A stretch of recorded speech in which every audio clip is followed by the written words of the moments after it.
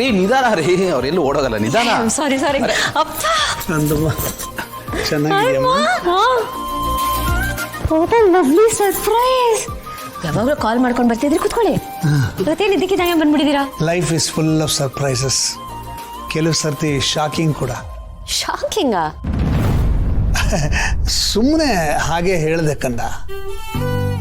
ಜೀವನ ಅಂದರೆ ಹಾಗೆ ಅಲ್ವಾ, ಏನು ನಡೆಯುತ್ತೆ ಹೇಳೋಕ್ಕಾಗೋದೇ ಇಲ್ಲ. ಇವತ್ತಿದ್ದಂಗೆ ನಾಳೆ ಇರಲ್ಲ, ಇವತ್ತಿದ್ದವರು ನಾಳೆ ಇರೋದಿಲ್ಲ. ಈ ಬದುಕಿನ ಜಾಡಿದೆಯಲ್ಲ, ಇದು ಒಂಥರ ಮೀನಿನ ಹೆಜ್ಜೆ ಇದ್ದಂಗೆ. ಹೇಗೆ ಸಾಗತ್ತೆ ಅಂತ ಪತ್ತೆ ಹಚ್ಚೋದು ಬಹಳ ಕಷ್ಟ. ಯಾರ ಹಣೆಯಲ್ಲಿ ಎಷ್ಟು ಬರ್ದಿರುತ್ತೋ ಅಷ್ಟೇ ಜೀವನ. ಏನಪ್ಪ ಇವತ್ತು ಫುಲ್ ವೇದಾಂತಿ ಥರ ಮಾತಾಡ್ತಿದ್ದೀರಾ? ಹಾ, ಇಲ್ಲಮ್ಮ, ಏನೋ ತೋಚಿದಂಗೆ ಹೇಳಿದೆ ಅಷ್ಟೇ. ಮಾವ ವೇದಾಂತಿ ಆದರೆ ಅತ್ತೆ ಮಿಸ್ ಮೈಸೂರು 1988 ಮೌನಗೌರಿ ಥರ ಆಗ್ಬಿಟ್ಟಿದ್ದಾರೆ. ಯಾಕೆ ಇವರು ಭಾಳ ಡಲ್ ಆಗಿದ್ದಾರಲ್ಲ? ಹಾಗೇನಿಲ್ಲ ಅಳಿ, ಅಂದರೆ ಸ್ವಲ್ಪ ಬಿಸಿಲಲ್ಲಿ ಬಂದ್ವಲ್ಲ ಅದಕ್ಕೆ. ಅಳಿ ಅಂದರೆ ನಿಮಗೆ ಗೊತ್ತಲ್ಲ ಬೆಂಗಳೂರು ವೆದರ್ ಹೇಗೆ ಅಂತ. ಯಾವಾಗ ಬಿಸಿಲು ಯಾವಾಗ ಮಳೆನೋ ಗೊತ್ತೇ ಆಗೋದಿಲ್ಲ.